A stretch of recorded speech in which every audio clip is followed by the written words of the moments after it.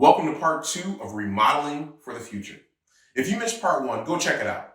But today we're focusing on remodeling for the future in your kitchen. And number 1, you may want to add a Costco door to your pantry. Now, those are little doors that connect the pantry to the garage. And what it does is it makes it easier for you to bring groceries in. Makes it feel like less of a chore. They're becoming very popular and appealing to home buyers. Number 2, expand your kitchen and make sure that you have ample counter space.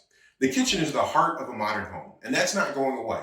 So if you have the space, expand your kitchen to be larger and add more counter space. In the years to come, your family may grow. You may host larger gatherings with your friends. But either way, a larger kitchen with plenty of counter space is ideal. Check out the video tagged below on how we expanded a kitchen by utilizing unused space. Number 3, make the opening to your dishwasher wider than it needs to be and cover the gaps with cabinet strips. Now, if you've ever changed out a dishwasher, you probably know why. Replacing a dishwasher on your own is difficult because of how snug the standard opening is. But by widening it and adding cover strips after installation, you can rest easy the next time your dishwasher stops working.